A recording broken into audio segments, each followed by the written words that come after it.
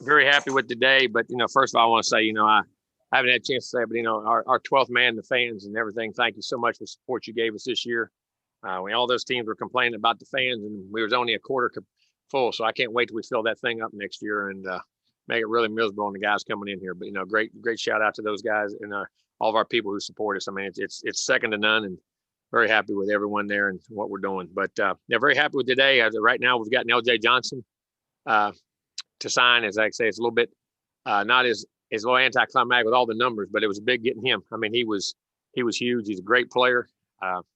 Very excited about what he can bring to us. Great. First of all, he's a great young man, very intelligent young man, great student.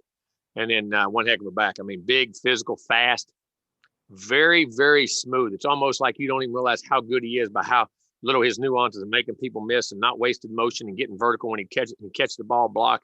But just a tremendous player, and we'll be very blessed to have him, and very excited about that. And hopefully, we still got some other guys in the mix. We'll see what happens.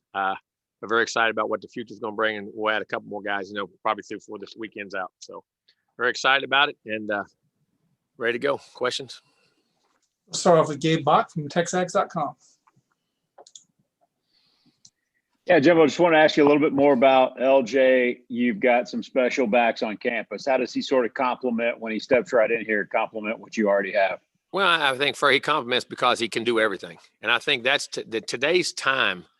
The thing you have to do in the backfield, you had the old way. He's a good pass receiver. He's a third down guy. Boy, he's a good he can run the ball between the tackles. Well, today's game, man, when you can leave one guy in there and he can do all those things, they don't know what you're going to do. And that's what I think is what LJ can do. He's a great runner between the tackles, has power, strong, 208, 10 pounds, very natural, great pad level. But he can run the stretching, run away. I mean, ran sub 4 in the 4.4, low 4.4s for us in camp 2 years in a row. Vertical, jump, athletic, can get the outside, can run away from you the back end, can pass block, can catch the ball out of the backfield. If you're in spread stuff, can throw screens to him, can throw screen, can get vertical down the field and catch the ball, run option routes. I mean, just a lot of everything he does, just a complete guy. And like I say, very intelligent young man and very instinctive and very competitive young man. All right, next up is Brent Zorderman from the Houston Chronicle. Hi, Jimbo. I don't mean to get too philosophical on you here, but in recruiting, do you find your competitive juices flowing almost like a game outside the game to help determine who's going to win? Oh, yeah. Especially when there's non-truths in there. You know what I mean? Because the thing goes on. But no, it does. I mean, it's a competition all the time. Listen, you're competing for guys. Your relentless work ethic, your ability to understand, get people to see the vision you see and where they want them to be. You can picture them. Can you get them to picture themselves and where they think it's the right and that most definitely. And trying to make the right decisions and keep things going the right way. But it's very competitive for those guys, and you have to. I mean, this whole game, life and world in general is competition. You got to be competitive every day in everything you do and what we do. In our world right now, especially down in this part of the country, it's a very dog eat dog competitive world down here. Now, some of your longtime peers in the game have seemed like they've gotten a little tired of what's going on with the free agency and the free for all. What's kept it fun for you in terms of the college game? And are there any short-term answers to what's going on or long-term? No, there's no short-term, but listen, change is inevitable. Change is always going to be that way. You have to, whether you want to adapt is up to you. You don't always, and listen, it's change. Sometimes you like, and there's changes you don't like. Those are the rules of the game you got to play by. The only rules I don't like is when people don't do it legitimately. There's other enticements and things that go on there and that are illegal. I think that's where this game and recruiting gets crazy, and you got to really put your hand down and put your foot down, and those things don't happen. But these choices are for, the kids can do it. Hopefully they don't move as much as we think they're going to do, because there's not enough scholarships out there for all these guys moving. People don't have places for them, and kids end up having to go down or not even playing again. I read a story the other day. I don't know where it was from. Somebody was reading about a guy. He had played, had 2 good years, decided he wanted to move, get some more playing time, put himself in the portal, never played again. No one had a scholarship for him. So I think we got to be careful in those regards. But, it just, the guys that graduate, definitely they're eligible quickly. What you're deciding now, looks like they're going to give, the NCAA is going to give you a one-time transfer. It looks like it's heading that way. We'll see. But I hope guys can not get frustrated when they're young and, willing to work for things. And if coach is getting on you or pushing you or challenging you, that you can push through that and not have to, look to run every time that something doesn't go your way, because I don't think that's good either. But at the same time, I think there is times when guys can transfer. The future's not here, or you got a year or two left and your playing time could be limited and you have a year left or things. Or 2 years. I mean, I think that somebody can transfer and leave. And because it may be the last 2 years you're ever allowed to play football. So there's good and bad in all of it. I just think we just got to regulate it somehow to make it fair, and that's the NCAA's job, and then we'll adapt to the rules. Thank you. Thank you. All right, next up is Olin Buchanan from Texas. Jimbo, wasn't that long ago you were talking to us about the importance of stacking really high-ranking classes together? This is going to be your third straight top 10 finish. So, what do you envision on where you go from here? Our ultimate goal, we keep recruiting, and hopefully that translates into the performance on the field, which I think it's starting to really good here. And we're enhancing that with the culture we're creating and the things we do. And that can, to SEC championships, national championships, that's our goals and where we're trying to get to, and be the best we can be and create the competition from within that, hopefully the toughest games we play are the days we have in practice when you're going against another great player across the ball from you. And embracing that challenge and doing it every day to create the championship habits in which we have. And that's our goal. And you got to stack classes together to create the competition, to create the depth and create what you want to do. And I don't think you were able to talk about Bryce Foster last time. So I just wanted to ask you if, how much did it catch you by surprise, or if it did catch you by surprise on that Zoom call when he announced his commitment to you? No, I mean, it was when he did it did catch me off guard. I wasn't ready for it at the time, but I'll tell you, I didn't complain. I wasn't griping about it too much. It was all right with me. But just an outstanding young man. I think sky's the limit for him. Very gifted. Everybody thinks how big and strong he is, but what you don't realize is the athleticism, the lower body flexibility he has, the power he has, and it's why it creates the power, not just his upper body, his lower body. That's why he's such a great discus thrower. It's why he's such a great shot put thrower. I mean, he can create power from low to high, which is the way the football is played, and I think has a tremendous future. Powerful, smart, intelligent, likes the work likes the grind of playing. I say a lot of guys like to play ball, but they don't like to go lift weights, they don't like to go run, they don't like to do all that stuff. Bryce is one of those guys that really does, and I think has a tremendous future. Very intelligent guy, very competitive guy, and going to be a two-sport guy for us.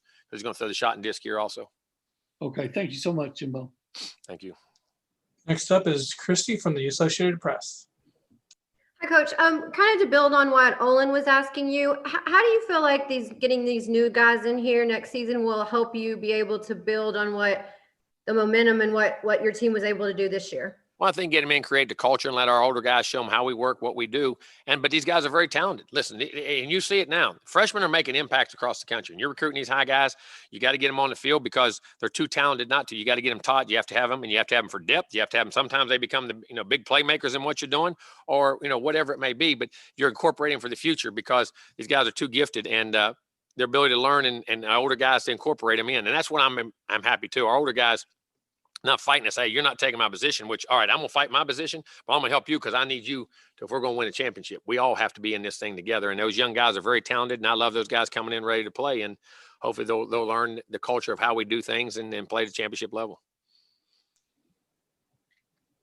All right, next up is Mike Lucas from KAGS, and then we'll go Chuck. Hey, Coach, I know you guys still have some targets on the offensive and defensive line who are yet to commit, but when you look at this group as a whole in the trenches, could you ever have imagined a haul quite like this when this class started taking shape? Heck yeah, that's what I wanted. That's what we got to get to. But that is the key. You got to have it, and we've got it across the board. I'm very excited about our offense, defensive lines. You're exactly right. I think we got guys that are going to be great football players here, and I think have a lot of chances to hopefully play on Sundays when they get out of here. And some size, length, more importantly, very intelligent, sharp, good young guys, very competitive. Not only athletic and powerful, but have all the other tools, because listen, intelligence and being able to process information is so critical to your advancement in this game. And I think we've got those guys in this class, and I can't wait to get those guys and working with them. Thank you, Coach. Thank you. Next up is Chuck Carlton from the Dallas Morning News, and then Travis Brown. Jimbo, is it easier now? Is it, I guess, an easier sell now with the success you had this past year than when you first arrived at A&M? No doubt. Because people didn't know me, didn't know what to expect, how we were going to play, how we were going to perform, schemes and things we had. And I think then the success on the field is definitely. So I think we branded ourselves that, hey, we're a team that's going to be up there and contend for championships each year. We're a national team. We're going to be in that top group of people. We've recruited well, and they're starting to see the results on the field. So I think it's been, I don't say easier, because it's never easier to go recruit great players. You can recruit players and sign guys and sign some really good players. You want to sign the elite guys, those guys that put you in the championship, I don't care. That's always hard, because there's only a limited guys and everybody wants them. So that's always hard. But the information we're taking, the resume we're taking, and the things we're doing can match up. So it's making it much better. And a quick follow, slightly off topic, but your plans for spring practice, and does the pandemic enter into it? Do you move back spring at all a little bit because of that? We'll come in March, and then we got a spring game set for April 17th. So hopefully they've got the date where you can't come on campus at April 15th. If that doesn't change, then we'll be allowed to have fans and recruits and things on campus. If that changes, we'll have to adjust. But we're going to keep it right there with the spring games there, and we'll start right in the back end of March, kind of where we're at right after the normal spring, where the normal spring break would have been that very next week. So we'll start the same, and it works out perfect on April 17th for our spring game. Next up is Travis Brown from the Brown College Station Eagle. Hey, Coach, 2 questions. First, I know a little bit last signing day we talked about how different this signing year was because of the pandemic, because of the not being able to travel and whatnot. How was this last few months different from you, and what things did you have to do differently to get these last few players that you're going to get for this signing day? Well, I mean, the same thing. It turned into Zoom and calls and texts and all that, doing it at home and just being a relentless at it, and having our staff did a great job. I mean, that's why I say hands off to Marshall and the guys who ran our recruiting staff and did the things they did. The Zooms were so informative and so detailed and so well done. From the technology, from the 12th man helped us, and all the people and all the things we had down there, 12th man productions and the different things we were able to get out. People saying our Zooms were better than everybody. We were more detailed. We get more information, saw more things, and I did a great job. And then our coaches building those relationships and spending that time. And, that's what it eventually gets down to. And we had the resources to be able to do it. And our people did a great job of it. And I know you want to be able to see these players face to face, sometimes go get sit in their homes, but does being able to do this with the Zoom and those resources, does that make it a little bit more efficient that you can? No doubt, because you can still visually see each other, talk to each other. And it's the only thing, it's the next best thing possible. It's nothing like face-to-face contacts. Nothing like watching a guy work out in person, nothing like watching a guy practice in person or play in person, but it is the next best thing. And it's amazing. I'm just glad we have it, because without it, it really would have been tough. I know I said 2, but I can't count. So one more. I know you mentioned earlier a little bit talking about some non-truths out there and some things like that. I know that happens every year, but you brought it up twice. Is it something that happened a little bit more this year? No, there's nothing there. I mean, it's just the nature of the beast and what it is. Thanks, Coach. Okay, let's go to Andrew Hattersley from Gig'em 247. Yeah, Coach, wanted to ask you about Kenneth Phillips and just kind of his journey back from his injury and what kind of vision you have for where he fits in the defense. We'll see where he is and where his development is, and our medical staff will look at him and what goes on and what happens, and we'll try to put him in the best position to be successful, and what he can and cannot do. That will be up to the doctors and where he goes, and we'll see from there. But he was a very gifted young man before his injury, and hopefully he'll get back to that. And did the depth that you kind of have at the linebacker position, did that allow you to kind of target some other positions?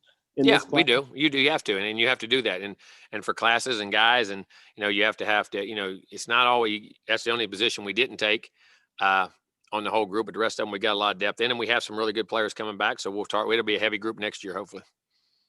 Thanks, Coach. All right, we're getting near the end of the question queue. If you have questions, send me one, but right now we'll go to Gabe Bach from Texas. Yeah, Jimbo, how thrilled are you with the way you've been stacking up defensive back classes, and what can you tell us about this group? Well, I mean, I think I love the length. I love the versatility, the burst, the athleticism, but more importantly, all these guys have were offensive players, and they have offensive skills. And when you're a great offensive player, you usually have great ball skills. And I think that's one of the sole most important things in secondary, being able to judge your football, high point of football, where it's going to come out. And the best defensive players I've ever been around were really offensive players, just had the mentality to play defense. They had the ball skills, they had the balanced body control, the body language. It goes on, not necessarily all the time, but those guys really translate. These guys were quarterbacks, they're receivers, they're running backs. And I think it gives you, when you're a great offensive player, also gives you some insight to how a guy may run a route on you, things that go on. And these guys have great length, great athleticism, great space players, and have the versatility to either play nickel, safety, or corner, all of them. And because the game is a matchup game. They put tight ends outside like we do with our guys and move those guys, or you can put the big safeties out there and cover them like a corner. I mean, you have to, it's like basketball. They become positionless to a point. There's a position, you learn it, but you've got to be able to have the versatility to move guys around to create matchup with size and length. And I think all these guys have that. Thanks, Jimbo. Next up is Justin Woodard from KAGS, and then a follow-up from Chuck. Hey, Coach. Want to talk receivers if we can real quick. Obviously, Banks, versatile player. Didn't see a lot of the other receivers, young wise this year. How do you see that group playing out in spring ball? Oh, I think it's going to be great. I think some of those young guys have really come on. They've done a good job. At the end, they were ready to play. We just didn't get it mixed in with some tight games, but I think they're going to be ready to push some of those older guys. The young guys coming in will be Keith Brown and Shadrack. I think those guys will get in there. And like I say, there's a lot of ability inside, outside guys. The best guys are going to play, and we'll create that competition, see who can do it. Quick follow-up on that. You mentioned positionless, Coach. A lot of those guys, can they go inside or out, or do you like to yes, at a certain spot? No doubt. They can go in the slot or go outside and play both sides. And I think that's very critical in today's game. All right, let's go to Chuck Carlton and then Brent Swerman. Jimbo, all these recruiting sites and services have their own form for recruiting classes. We do too in the media, but how do you judge whether you got the job done or not, at the end of the day? By my own evaluation. I don't mean this is in any area. I'm not going to let anybody else judge players and tell me. If somebody's got to tell me who's a good player, I don't need to be the head coach. And what we do, and also the need we have. And here's what you understand. Scheme, system, attitude, competitive nature. There's a lot of players in this world that are great players that weren't at the top of the recruiting bug. And there's a lot of great ones that are at the top. I mean, it goes either way. But I'm going to tell you, your psychological disposition to compete, your intelligence level to be able to process information, your ability to be part of a team, your ability to make a difference, and also what scheme do we have that allows that guy to be successful? I mean, you look at some of our top guys right now, if I'm not mistaken, wasn't Nia Smith a 3-star? Wasn't our tight end Wiedemeyer a 3-star? Wasn't Spiller? Spiller was, he was a 4-star. I mean, there was guys there that are very good. And you look at the NFL, I don't think Tom Brady wasn't the highest recruited guy. Drew Brees wasn't the highest recruited guy. I mean, it goes across the board that they fit into system, they fit into scheme. There's two things. You got great players that do it, and you got to have them, and athleticism, size, speed, which is great. But then you got other guys that can really play the game. And you can picture that niche where they fit into you and what they do and how they do it and how successful. That's what makes football such a great game. There's such a difference of players that can have success and still win games, along with great players who can do that. So you got to have a mix of things and to recruit to your system. So, and how their production is. At the end of the day, how productive have they been? How they helped your football team? Next up is Brent Swerman from the Houston Chronicle, and then Mark Passwaters. I don't believe we visited with you since the schedule came out. At first glance, it seems like it shapes up as a favorable one for you. Just wanted to ask your impression. When did an SEC schedule ever be favorable? Tell me when an SEC schedule is ever favorable. I'll trade with all the other conferences in the country. I promise you. No, especially an SEC West one. No, but that's why you play in this league, to be able to go play those great venues. We got a great game with Colorado on the road out there in Denver. Open up these other Power 5 teams and non-Power 5 teams are very athletic and good teams. So, I like our schedule. I mean, it is what it is. It's going to be the same and in our crossover games and when we go. But, we're going to have opportunities. And that's the one thing. You get through those schedules, you're as good as anybody in America. And also, did you have any previous relationship with Steve Sarkisian, and wanted to ask you about Texas's hire over there as well? No, I never did. I mean, I've known Steve. I bumped into him, said hello. I respected what he's done. I think he's been a good coach wherever he's been, and studied film of him, things he did on offense, things he did when he was they were at SC or Washington, or I always look around, but I've always had great respect for Steve. Know him, to speak to him, say hello, and all those things. Never spent a lot of personal time with him, but I mean, Steve's a great coach, and Texas has got a lot of resources, a good place. So again, it don't matter who's it's going to be whoever's there is going to be tough, and we got to do a good job of recruiting and winning our battles. Thank you, Jimbo. Thank you. All right, we'll wrap it up with Mark Passwaters from Rivals.com. Jimbo, we didn't get a chance to talk to you about Elijah Judy since he's officially signed after we talked to you last. So I wanted to ask about your thoughts on him and basically just the depth you now have at defensive end. Well, I mean, and there's another guy who's a big end that can run, change direction, has power, can go inside and be a pass rush guy, can be moved around to create mismatches. And, you know, like those guys up front, the versatility in which they create. Very good player, long, heavy-handed, strong, athletic. I mean, I love him. I love him. How about just the depth that you've got at the position now, bringing with him and Shamar and Tunmise and just the guys you already got on campus? Well, you do, and then some of those guys will be older, but you got to have that. Listen, you keeps your rotation fresh, keeps guys fresh, not just in the game, but like that schedule we just talked about. You're going through an SEC schedule, and another part of your off season, you're in game 11, 12, and you get a couple playoff games, you get a couple. If you're in a conference championship game, it's like an NFL season. And back when you can keep that rotation fresh early in September and October and have success, and then you get to November, December, and those guys are still fresh-legged, fresh-bodied, and can keep that going. It's huge. And those up front guys, and then you got to understand there's going to be injuries up front. Just Michael unfortunately got hurt last year. That's part of the game, and having that depth and guys ready to go. So how quickly we can get those young guys to go, it's going to help us in our rotations and depth for the whole year, and if any injuries occur. Okay, you just reminded me, you got Michael Clements back. So if you'd be willing to talk about getting him and Miles Jones and Keldrick back. Oh, yeah, excellent. Along with Peavy. We had Peavy back in that group, too, and they got Aaron Hansford back in that group, too. So, I mean, we got a lot of guys that can play that do that. You have a lot of experience. And it's important to keep those older guys being around. The culture of how we do things and how we think and what's gotten us here, I think is very important, translating not only on the field to these guys, but off the field and all the things in which we do. All right, thanks. Thank you. All right, that's all the questions we have for you, Coach. Thank you. Thank you, guys. Thanks, Jimbo.